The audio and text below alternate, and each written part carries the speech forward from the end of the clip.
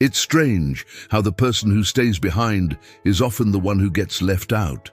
But even so, I ended up being the bad guy. For 15 years of my life, I was there every single Saturday, with the same warm bread from the bakery and the same fresh brewed coffee, just to keep my grandfather company. My name is Henry. I'm 49, a logistics manager at a distributor here in Columbus, Ohio.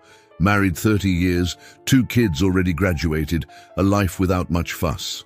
I've always been quiet, a hard worker, the kind of guy who solves problems without making a scene.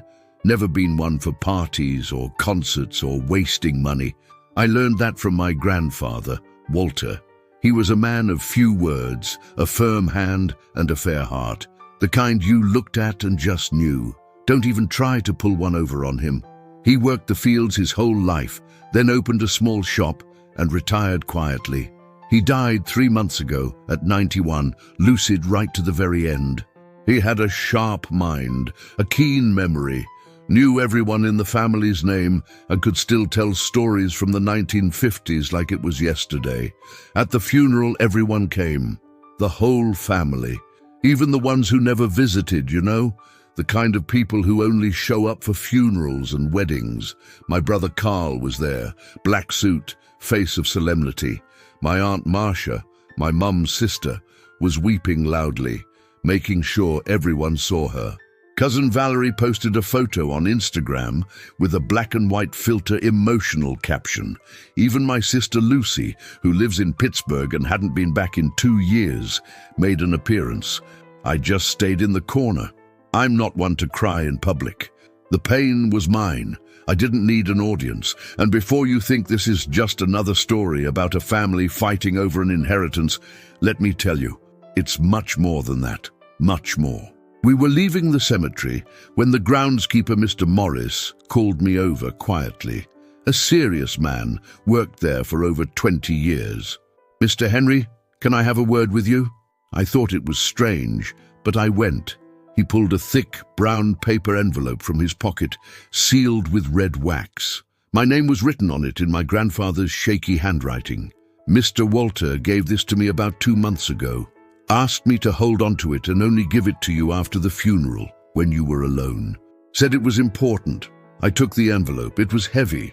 I felt a lump in my throat, but I thanked him and put it in my coat pocket. I wasn't going to open it there, not a chance. That was between me and him. We went back to my mom's house for that ritual that happens after funerals. Coffee, casseroles, people talking in low voices. My Aunt Marcia was already organizing how the inheritance would be split. "We have to sell the house soon, before it loses value. We'll divide the furniture, the car too." Carl agreed with everything, already calculating his share. Valerie was taking notes on her phone. I just sat there listening. I didn't say a word, just watched. Now, for you to really understand this story, I need to explain something. And thank you too, because if you're here listening, it means you subscribe to the channel, hit the bell, and that means a lot, really. This space is for us to share these stories that life writes, isn't it? So thank you for being here. Anyway, back to it. My relationship with my grandfather was always different. Since I was a kid, I liked being around him. He lived in a simple house, 3 bedrooms, big yard, in an old neighborhood here in Columbus. When I was young, I'd spend weekends there. He taught me how to fix the fence, how to replace a shingle, how to take care of the chickens he raised out back. After I got married, I kept visiting. Every Saturday morning I'd stop by. I'd bring fresh bread from the bakery, have coffee with him, fix whatever needed fixing. Sometimes it was just changing a light bulb. Other times it was sitting on the porch listening to his stories. He loved to tell me about the time he worked the fields, back in the 1950s, about how he met my grandmother at a church social, about how he built that house, brick by brick. I went because I wanted to. Simple as that. He was my grandfather. He was my friend.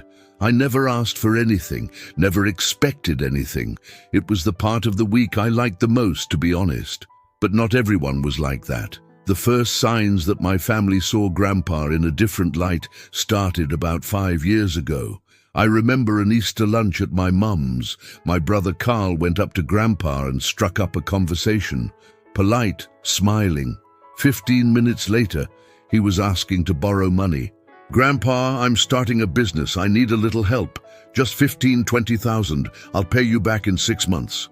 Grandpa looked at him, took a long pause and said, "I'll think about it, son." In the end, he lent him the money. Carl disappeared. He didn't pay. 6 months turned into a year, then 2. Never mentioned it again. Another time, my Aunt Marcia started insisting he sell the house. "Dad, you're old. This house is too big. Sell it, take the money, move into a smaller apartment, easier to take care of." She's a real estate agent. Anyone could see the intention. Grandpa refused firmly. "As long as I have legs to walk, this house is mine." She pouted for the rest of the lunch. Valerie only called when she needed something, a loan for a car, for a renovation, for a trip. Always with a good excuse, always promising to pay it back. Rarely did. And look, I saw all of this. I saw it and it bothered me, you know. But it wasn't my fight. I kept going every Saturday with my bread and my coffee. Grandpa never said anything, but I felt he knew. I could see it in his eyes. There was one time he was hospitalized. Pneumonia, nothing too serious, but he had to stay for 4 days. I went every day after work. Brought him fruit, sat and talked, helped him walk the hallway when the doctor allowed it. My mom went twice. Carl went once. Aunt Marcia promised to go and never showed. Valerie sent a text. "Oh, Grandpa, I'm so swamped with work, but I'm praying for you." On the 4th day, when he was discharged, I was the only one there to pick him up. He got in the car, sat quiet for a while and said, "Henry, you're a good kid, always have been." I never forgot that, the way he said it, like it was something he'd been holding on to. After that, things started to get clearer. You start putting the signs together and you can't ignore them. Take his birthdays. I always went. I'd bring a cake, organize a lunch. Carl would send a text. "Happy birthday, Grandpa, God bless." Valerie would post an old photo with the caption, "My beautiful Grandpa, I love you." But nobody showed up. It was me, my wife, my kids, sometimes my mom. That's it. One birthday, he turned 89. I brought over stuff for a BBQ. I set up the grill in his backyard. We grilled steaks, sausages, talked all afternoon. At the end, as I was leaving, he grabbed my arm and said, "You don't have to do all this, you know." I replied, "I know, Grandpa, but I want to." He smiled. That corner of the mouth smile, half sad, half happy. Then he started to decline. Not from sickness, but from age, you know. Started walking slower, forgetting little things. He needed more help. And guess who was there? Yep, I helped with his bills. Drove him to the doctor, did his grocery shopping. Sometimes I'd stay late just talking. My wife never complained. She understood. Meanwhile, the rest of the family, well, they were living their lives. Carl opened an auto shop that failed. Ended up owing suppliers, owing the bank. Aunt Marcia kept selling real estate, traveling, posting photos from resorts. Valerie financed a new imported car. Everyone was spending, living, chasing their own things. And look, I don't judge. Everyone has their own life, but there's a difference between living your life and forgetting who raised you, right? There was a New Year's Eve party at Valerie's. She invited everyone except Grandpa. When I asked why, she said, "Oh, there are stairs and loud music. He wouldn't be comfortable." I brought him anyway. We stayed for an hour. He sat in a corner, everyone walking past him like he was a piece of furniture. On the way home, he was quiet. He stopped me in front of his house and said, "They don't want old folks around, do they?" It hurt to hear that. It hurt because it was true. And then there was the day that changed everything. December 2023. He called me early in the morning. Weak voice. "Henry, can you come over? I'm not feeling well." I dropped everything, rushed over. When I got there, he was sitting on the bed, pale, sweating. I took him straight to the hospital. Heart attack. Thank God it wasn't severe, but he had to be admitted. I called everyone. "Grandpa's in the hospital. He had a heart attack." My mom showed up crying 2 hours later. Carl appeared late in the afternoon. Aunt Marcia sent a text. "Oh, what a scare. Thank God you were there. I'm in Chicago on business. I'll be back next week. Valerie commented in the family group chat. My God, I'll light a candle. He was admitted for 6 days. I slept at the hospital for 3 nights. I'd stay there after work, through the night. When he woke up confused, I'd hold his hand. I'm here, Grandpa, I'm here. On the 3rd night in the early morning, he woke up and saw me in the armchair by the bed. He just looked at me for a long time and said, "You were always here, weren't you?" I just nodded. He continued, The others disappear, but you never disappeared." I couldn't say anything. I just sat there, holding his hand. When he was discharged, I took him home, got him settled, left him prepared meals, separated his meds, put my number on the fridge. "Anything, anytime, Grandpa. You call." He thanked me, and there was something in his eyes, like a decision. I can't explain it, but it was like he had decided something. A month passed. He got better, started walking in the yard again, watering his plants. I kept going every Saturday. We went back to our coffee and bread. He told the same old stories. I listened to the same old stories. It was good, simple and good.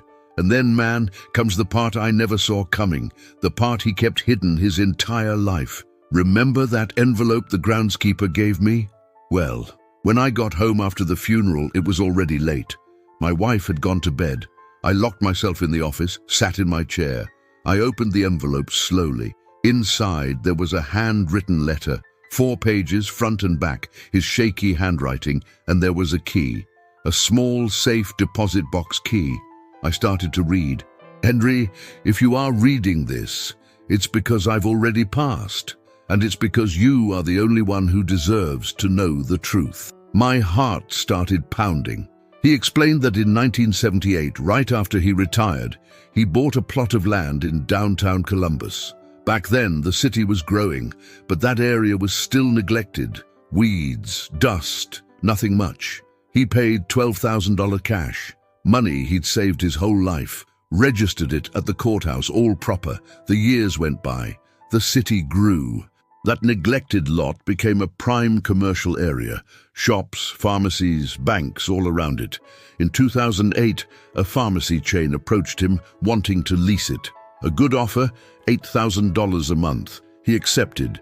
He signed a 15-year lease, automatic renewal. The money was deposited into an account that only he knew about. He never mentioned it, ever, to anyone.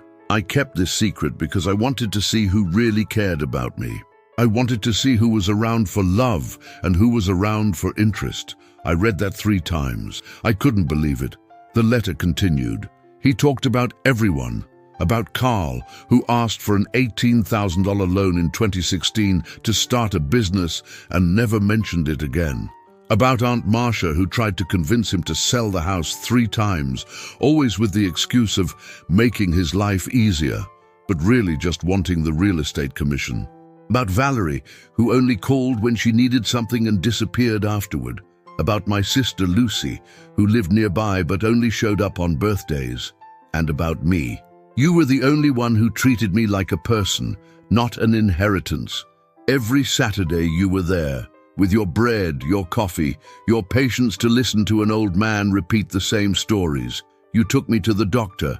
You helped me when I had my heart attack. You slept in the hospital with me. You never asked for anything. You never expected anything. You came because you wanted to. I stopped reading, wiped my eyes, swallowed hard. I kept going. For that reason, the land is yours. It's already all taken care of. The deed has been in your name since 2019.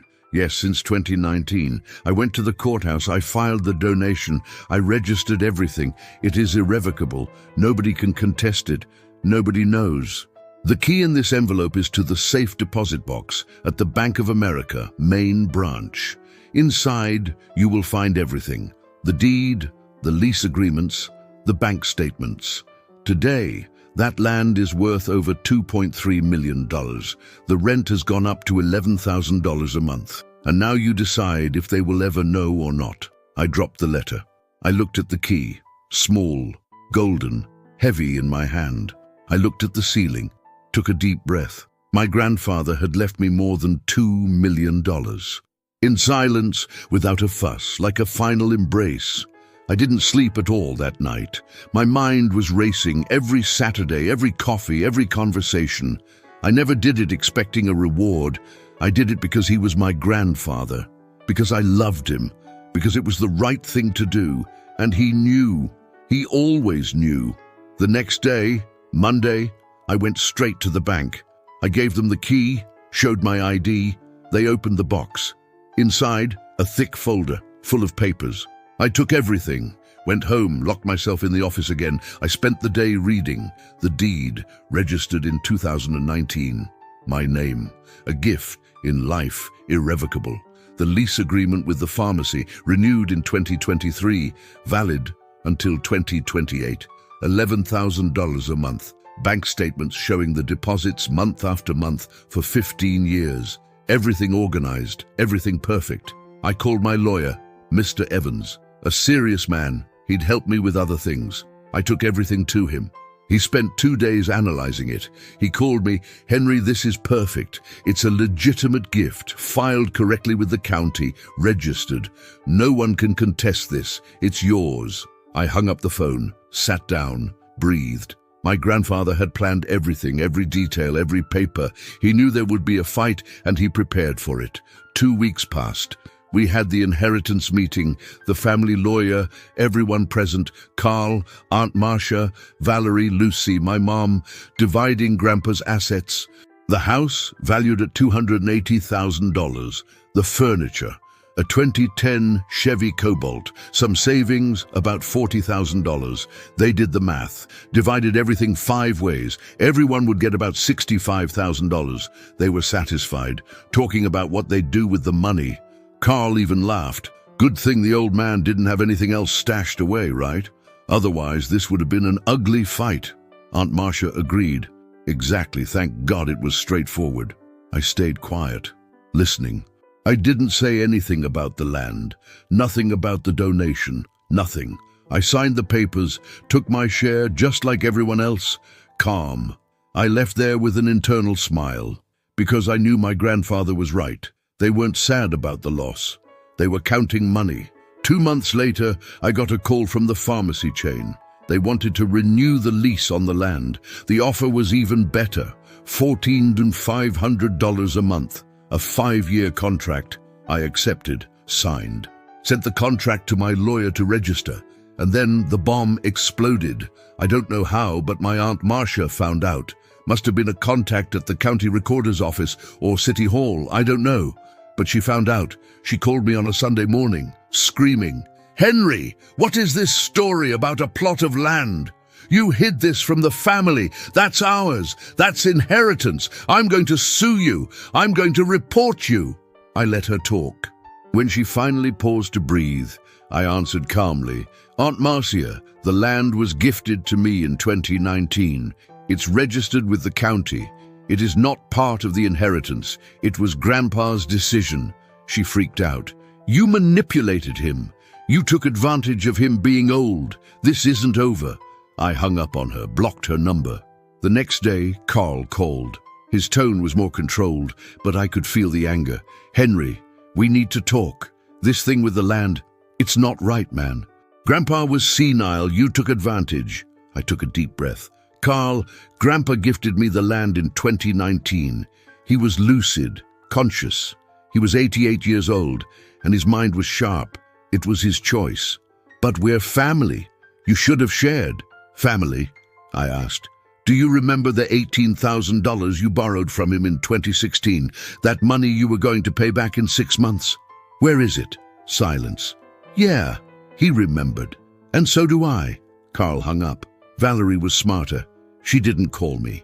She posted a long rant on Facebook. Sad to see how people change for money. Family that takes advantage of the elderly, that manipulates, that steals an inheritance. God sees everything. She didn't use my name, but everyone knew who she was talking about. The comments poured in, people who didn't even know the story, offering their opinions. I looked at it for a while. I thought about ignoring it. But then I remembered my grandfather. I remembered every Saturday, and I decided to respond. I wrote only one thing. Saturday mornings, Coffee and warm bread, 15 years every single Saturday. Who else? I posted it and left it. In 2 hours, she had deleted her post. Didn't answer me. Didn't comment again. Aunt Marcia went further. She filed a lawsuit, asked to annul the gift, claiming Grandpa was senile, that I manipulated him, that the donation harmed the rightful heirs. She hired a lawyer, got witnesses, made a scene. Mr. Evans called me. "Henry, relax. This is going nowhere." The gift was made within his available assets. A donor can do whatever they want with 50% of their estate, and the land fell within that.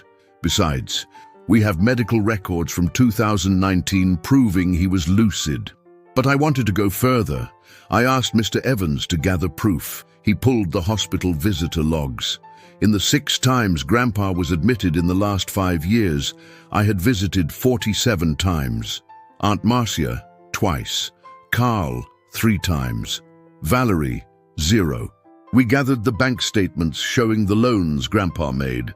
Carl, $18,000 in 2016, never repaid. Valerie, $12,000 in 2017, paid back only $4,000. We gathered the screenshots of the text messages. Marcia trying to convince him to sell the house, 3 different conversations. Always insisting, always in a hurry. We sent everything to the judge. The case didn't last 3 weeks. The judge looked at the documents, looked at the evidence, read everything, called the lawyers, said, "The gift is legitimate, irrevocable, and completely legal. The donor was lucid, competent, and had the right to dispose of his property. Case dismissed." Marcia tried to appeal, wasted another $15,000 on her lawyer. Lost again. After that, Carl changed his strategy. He called me for a talk. "Bro, let's solve this in the family. Let's split the land, sell it, take the money, divide it with us. It's the right thing to do." I looked at him. "Carl, answer me something. How many times did you visit Grandpa in the last year of his life?" He looked away. I was busy with the shop." "How many times?" "I don't know. 2, 3. 2. I counted. Twice in 12 months. And do you know how many times you asked him for money in those same 12 months? He didn't answer. 3 times, 3, and you didn't pay back a cent." Carl got up angry. "So that's it? You're just going to keep everything and the rest of us can go to hell?" "It's not me keeping everything, Carl. It's Grandpa who decided who he wanted to give it to, and he had his reasons." He left, slamming the door. My mom was the hardest. She called me crying. "Son, you've destroyed this family. Everyone is fighting. Everyone hates each other because of money." That one hurt, because it was my mom, you know. But I took a breath and said, "Mom, tell me something. How many times did you visit Grandpa last year?" She was silent. "I visited every Saturday, you know that. I brought bread, made coffee, fixed the house. You went once a month, if that. And when he had the heart attack, I'm the one who slept at the hospital with him. You showed up 2 hours later, stayed for 30 minutes, and left. I stayed all night. But I had my commitments. I had commitments too, Mom. I also have a job, a wife, kids. But I was there. It's not a question of time. It's a question of priority." She hung up. "Didn't speak to me for 2 months. Today the land is valued at $2.4 million. I get $1,400 a month in rent, deposited straight into my account. I didn't sell it. I'm not going to sell it. That land is my grandfather's last embrace. It's the proof that he saw everything, understood everything, and chose to reward the person who actually cared. The family cut me off. I wasn't invited for Christmas. I wasn't invited to my mum's birthday. Valerie blocked me on social media. Carl doesn't acknowledge me if we pass on the street. Aunt Marcia tells everyone that I'm an opportunist. And look, some days that weighs on me. I'm not going to lie. Some nights I wonder, was it worth it? Should I have just split it, just to keep the peace? But then I remember every Saturday, the coffee, the warm bread, the stories he told, always the same ones, and I'd listen like it was the first time. I remember his hand in mine when he was in the hospital, the look in his eyes when he said, "You were always here." And then I know I did the right thing, because I didn't do it for money. I did it for love, and he knew it. I still work at the distribution center. I still live my life. The difference is that now I have a security I never had before. This rent money, I'm saving it for my kids, to give them what my grandfather gave me, the chance at a better life. And I learned something. Real family doesn't disappear when you have nothing to give. Real family doesn't only show up when it's time to divide the assets. Real family is there on a Saturday morning, having coffee with you, wanting nothing in return. I wake up every day knowing I acted out of love, not interest, and that he knew it. That's worth more than any piece of land, any amount of money. Some nights I look at that safe deposit box key tucked away in my drawer, and I smile. Because I know the old man is smiling too wherever he is. Silent justice is the kind that hits those who deserve it the hardest. And if you're going through something similar, if you're taking care of someone while the rest of the family has disappeared, let me tell you, you are not alone. And one day, one way or another, the truth comes out. It always does. If this story touched you in some way, leave a like down below. Subscribe to the channel if you haven't already. Hit the bell so you don't miss the next stories. And tell me in the comments, have you ever been through something like this? How did it go? Thank you for listening from the bottom of my heart. And until the next story.